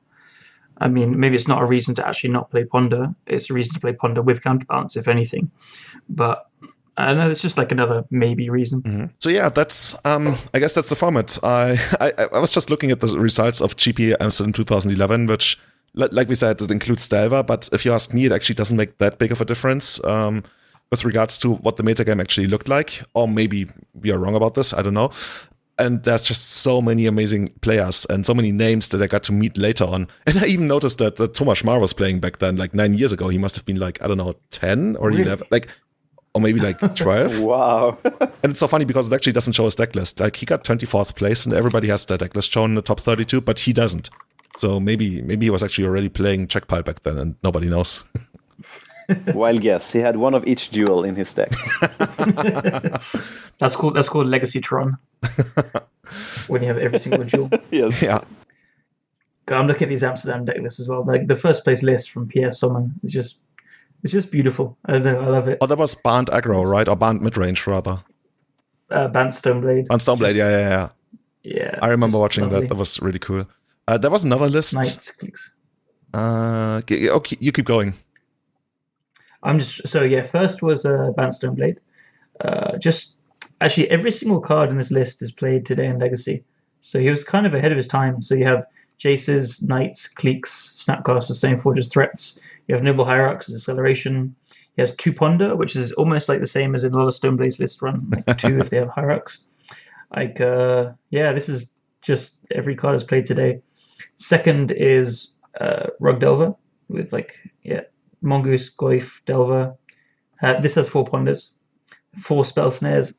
That's some serious business. 4 Leyline of the Void in the sideboard as well. Wow. We have, I guess, Ant in third. So is this after? So this is with Probe. Yeah, he's playing Probe. With Pass in Flames. So Pass in Flames, I guess, the big one. So this is Ely Pichon. I know that name very well. So he was he one of the first ones to play Past in Flames? I don't know. I don't know if he was one of the Capture first Past. ones, but I remember back then he was a very well-known player. Yeah, there's a crystal vein in the man base. Deep. Wow. Then we have, I guess, Hive Mind in 4th. So like, Show and Tell, Emrakul, Yeah, and Hive Mind. that was Christoph Kovac, Grim and that was Level. basically the breakout tournament for Hive Mind, I want to say. Yeah, and 4 Intuitions. Yeah, Pacts. Yeah, Hive Mind. I remember getting into, and there's that classic Battle of Wits versus Hive Mind match on SCG, right? Oh, the one Where the they, show and tell, and they put in yeah. That's one of the classics. Yeah. Okay, then we have Fabian Gotzen. He's another name I know very well. Playing Maverick. Probably Punishing Maverick. Punishing Maverick. Yeah, Punishing Maverick. That was the way to break the mirror back then. Yeah, I guess so. Yeah. Then we have New Horizons. So like Bant Knight deck with Stifles and stuff. So it's kind of like the pre-Delver but mid-range Delver. Yeah, this is like a slightly more mid-rangey version of Delver, with basically without Delver, just like Noble Hierarch, Knight, but also Stifle Days in Wasteland.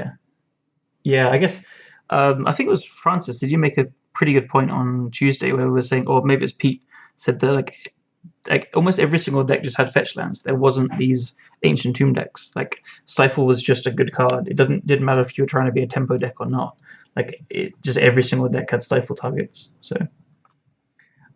Speaking of that, we have an Ancient Tomb deck next. Just tell me I'm an idiot. Painter with tops and stuff. Then we have what's the next one? Next one's like what? Bant countertop. Yeah, Bant countertop. So it's still a Tom Goyf. So it's like just blue white splashing Goyf basically. And then finally we have another Punishing Maverick. And Andre Strasky, playing Rug Delver as well. That's sweet. Yeah, I didn't realize there's a couple. There's Martin Leibert. If you go down, then there's Jan van der Vliet. There's a couple of like Dimitri Nikitin, and that's a name like most people these days probably wouldn't know Dimitri, but Dimitri probably was to me one of the most influential deck builders at the time. Dimitri is from Russia, but I think he lives in Germany, or at least at the time lived in Germany then. And he's the guy behind all the earlier and later versions of Agrolome. So he was the guy who actually made like the Curd Ape versions of Agrolome, which at this point had already died down. So now what he was playing is he was actually cutting black. So he didn't play Dark Confident anymore, because he wanted to play white for Knight of the Reliquary and Quasali Pride Mage. Yeah.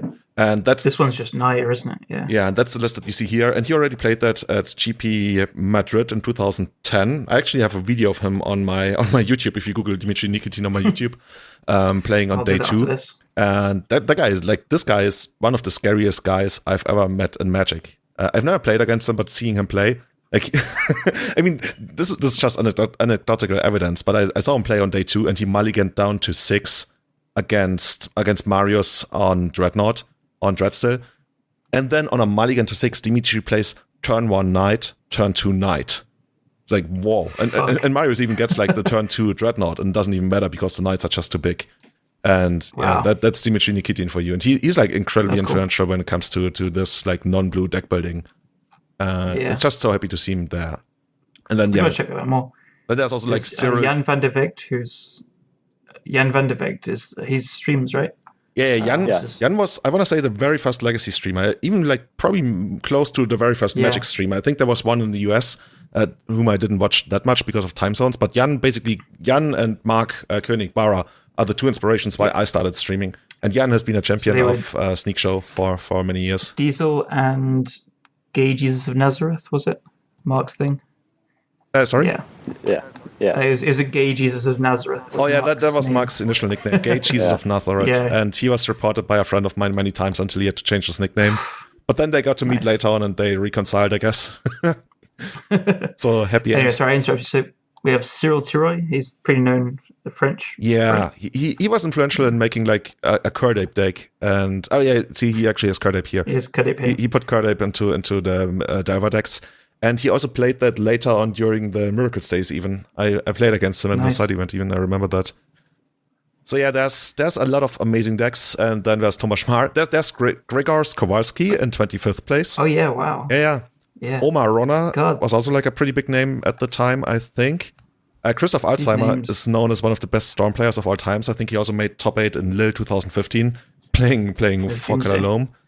And sweet. Yeah, that's like this GP always feels like the place to go back to look up deck lists for the format I have on mind, which is like what you guys are playing plus Innistrad basically.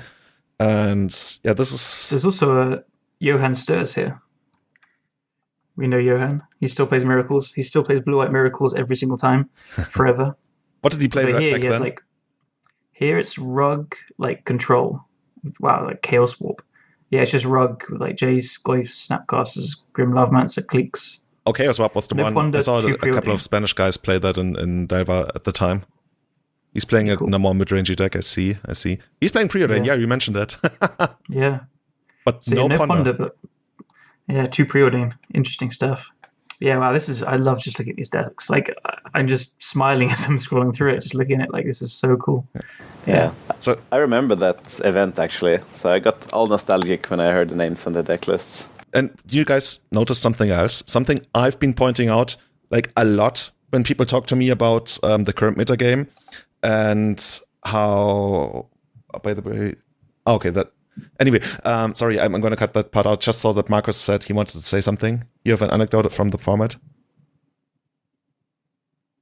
Yeah, okay, so speaking of that event from Amsterdam, just have a funny short story. My friend, he was dead on board, but it did not scoop. So his opponent went end of turn, Enlightened Tutor, and my friend was just super dead. And he found Skull Clamp at this event. And of course, it's not legal, so he won the game and the match. Really? That's insane. Can you imagine playing Skull Clamp and thinking never it's scoop. okay?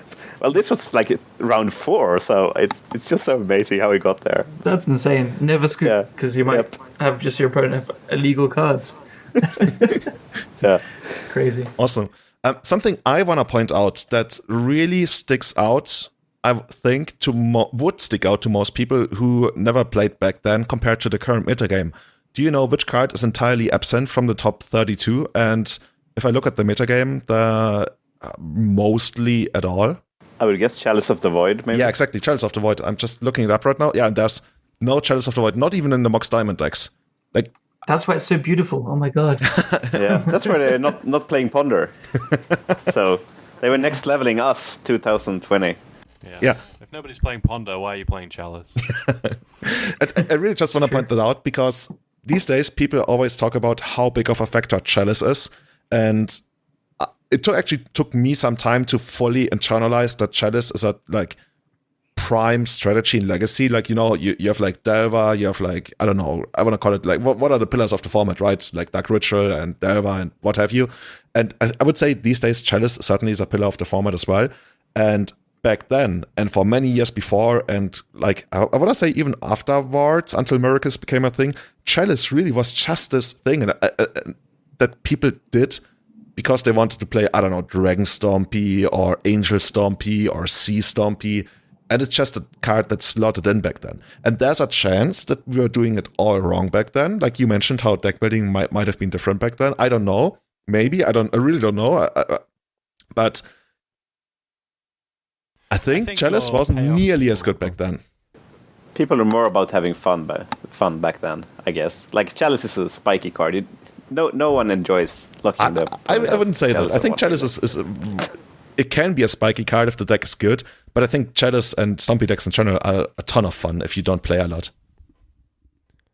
Well, I think that the threats that you would play in a Chalice deck have, I think, increased significantly more than maybe the threats you would play in other decks, which might sound weird, but I remember, I think I started playing Legacy only in 2015, and even since then, I've noticed the change in the frequency of Chalice decks you face. Then you would just play against Metalworker sometimes, or Stacks sometimes. Yeah, Gethan Raiders. It's random stuff like this, and now you play against Chandra deck or like Moon Stompy, but the threats in them, like Chandra, is so much better than Mogcatcher or whatever you would have played, or Dragon, or all the Eldrazi. So I think the incentive to play Chalice proactively has also gone up, as well as Ponder being played more. That's a really good point. We played some horrible creatures back then. I remember the best Chalice deck was basically Dragon Stompy, and they played Gethan Riders, and oh my god, Arkslogger. Can we please get back Arkslogger into the format?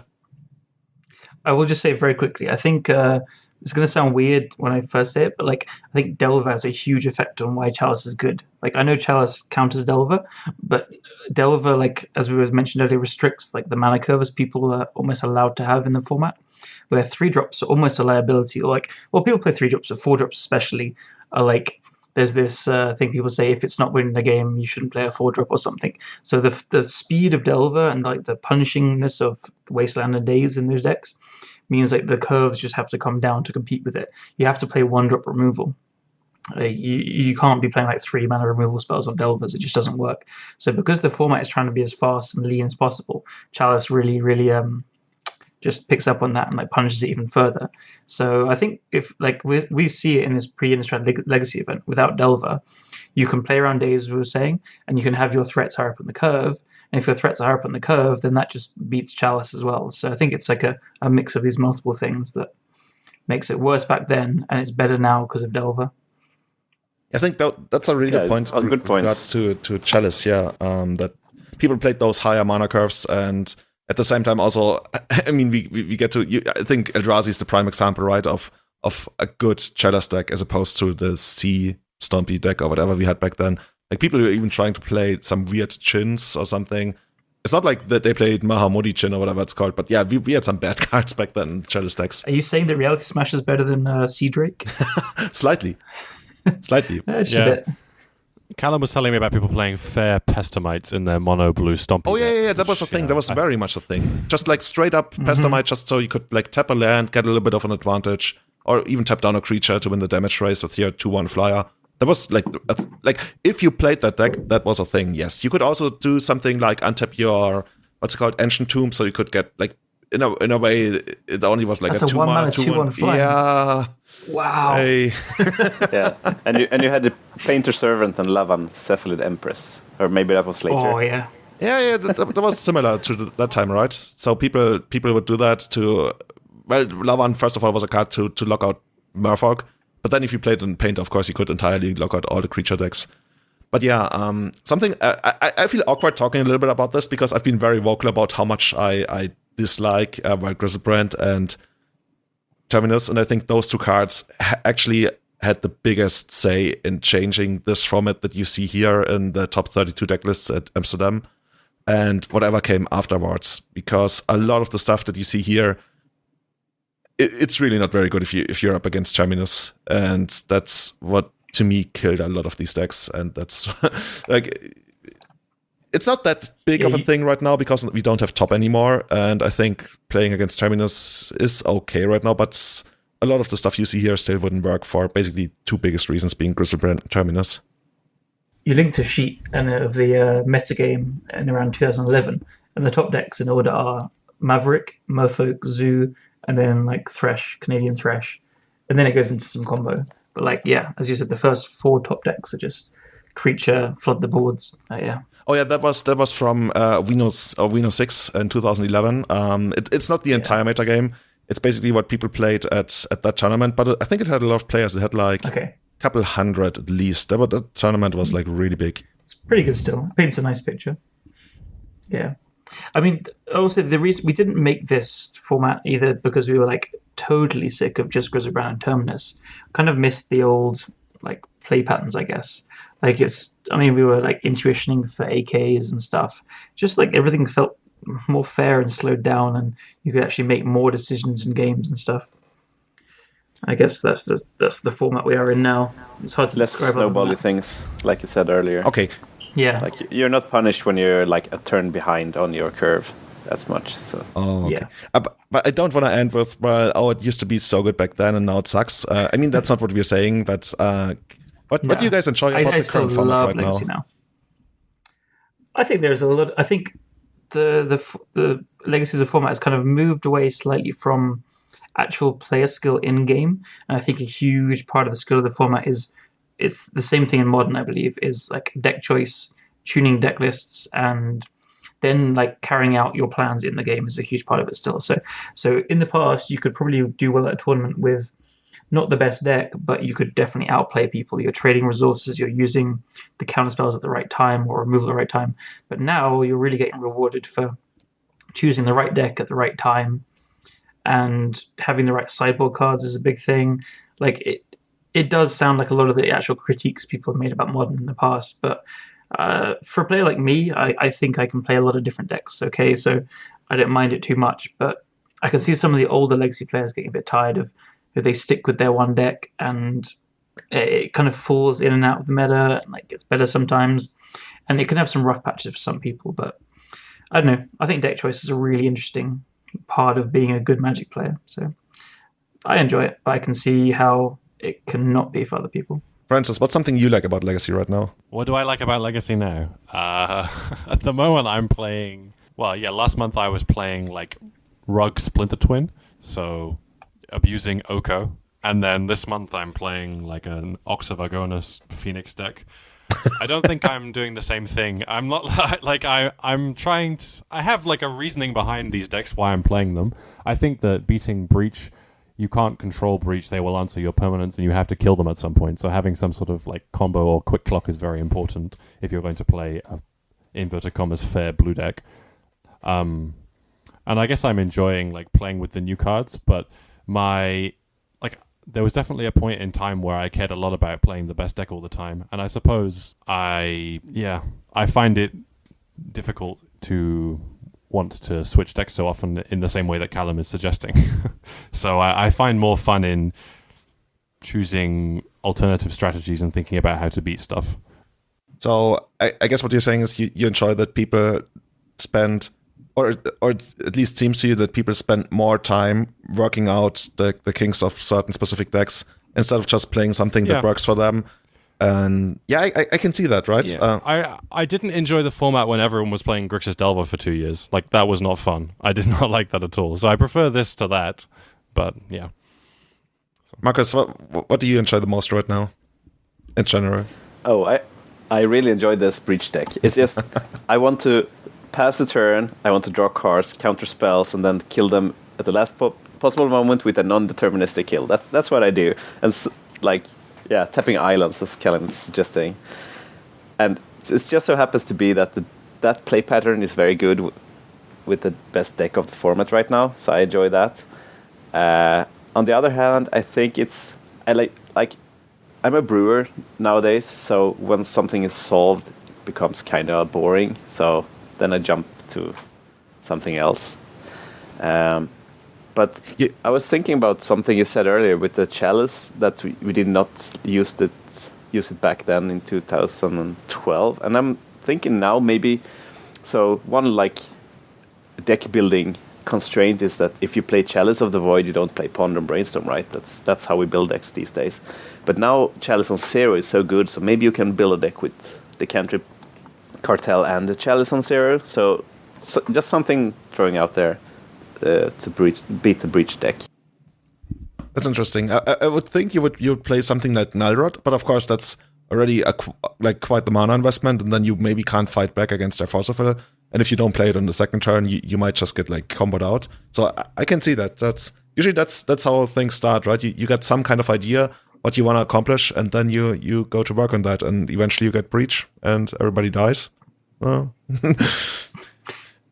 So what I want to say is what I enjoy the most about the current state of Legacy compared to when it was my favorite from a pure gameplay perspective is how much tighter knit the community is these days. And that goes somewhat back to what Francis said about people working more on specific decks. Like back then we didn't have a Miracles chat, or, well, I guess Delver chat doesn't really work that much on Delver anymore, but you know what I mean, right? We have people who dedicate themselves to working on a single deck, making it good, having all of these podcasts and streams, all of that was only now slowly starting up. I remember I listened to a podcast that was called The Magic Sock, and I don't even know why it was called that, but it was basically the only podcast I could find on the internet, and I listened to 50 episodes of a guy talking about the purest of casual Magic possible, and I just listened to it because there really wasn't much game in town, and I really enjoy how much that has changed, and that's just a really big thing. And Marcus, I see you mentioned in chat that there was no SCG. It wasn't really as big as it is back then, as it is now, right?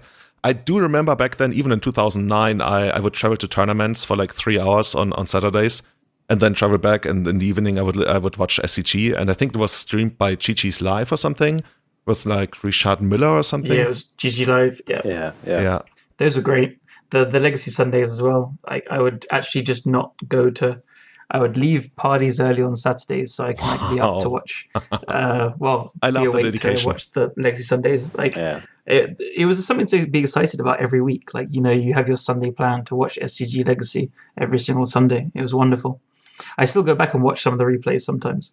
It was so nice. Yeah, that and as nice as it was, that's really basically the only thing we had. Whereas now, we watch, I don't know, Arcane, we watch Anorak, we watch, well, if it's around, we can also watch the Legacy Premier League. There's just so many things these days, and that's probably one of the biggest things I really, really like about the current state of the community. And that's, I love that, and I wouldn't trade that for anything. I love it too. Like Twitch is amazing for all of this.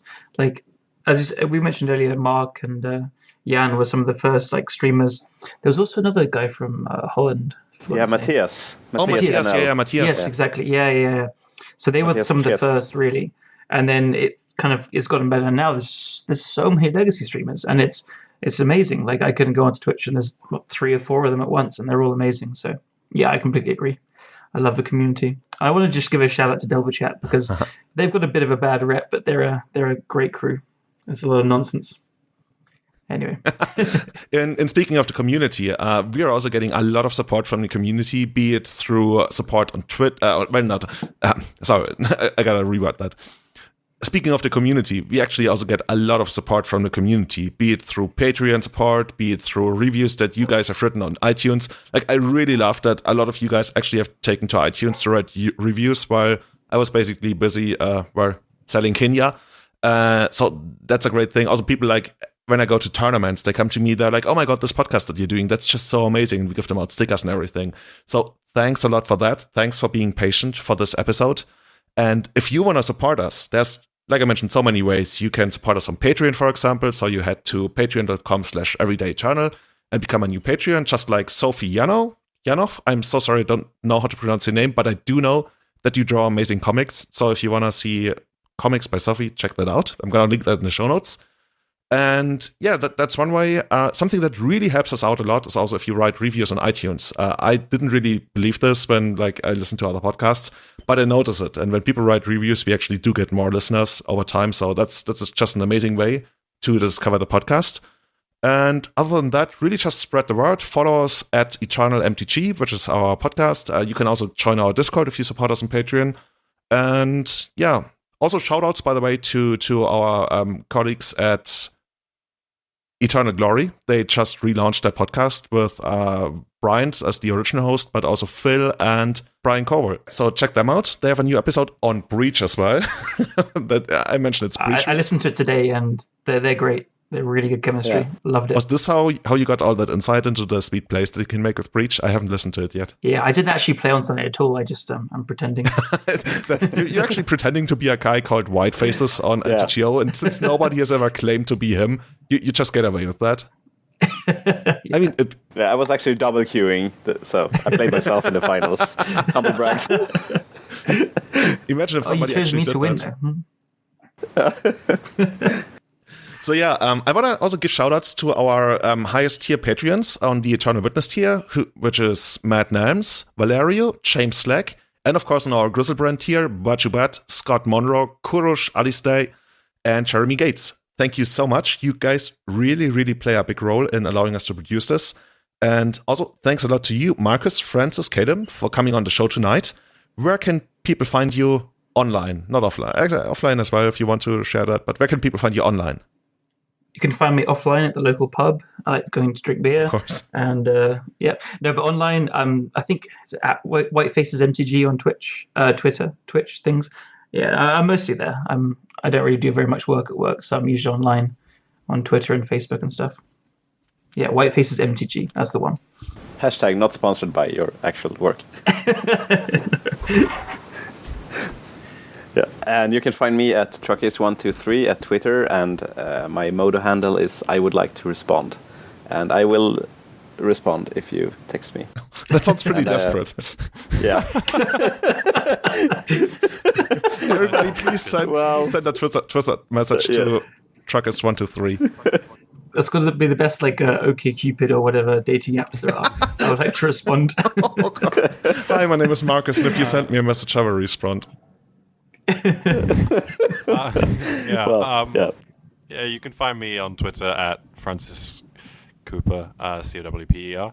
And I'm FGC on MTGO. But I probably will respond, even though I'm not sure if I'd like to. There we are. Spoken like a true Tory. That is some real shade there. I don't know if I deserve that. I don't even know if you actually are an heir to the House of Lords. I just made that up, and we decided to run with it. He's the queen, actually. He's the queen? Oh my God, I always thought him. Callum, you're not supposed to say that. He's double queuing as the queen. Okay. I think we should make a new podcast where everybody like has their secret revelations about their life that nobody actually knew about. I mean, for all you guys know, I could actually be selling Tanzania instead of Kenya, and you would never know, and you feel betrayed. But yeah, that's what I thought you were doing. That's actually the worst thing I could think of anyone saying. Yeah, I'm sorry. Totally not something else. I have sold Tanzania safaris, but I stand firm in Kenyan safaris being much better and cheaper. Cool. Awesome. So thanks a lot, everyone. Let us know what you thought, how you liked the episode. We're going to take it to my website. It's julian.com. And you can also find us, of course, on iTunes, Spotify, or wherever you listen to podcasts. And with that, we're going to sign off and have a great day, evening, night, and enjoy Breach and flashbacking Breach with Breach. Oh my God, that's just too amazing. Bye-bye. Bye. Goodbye.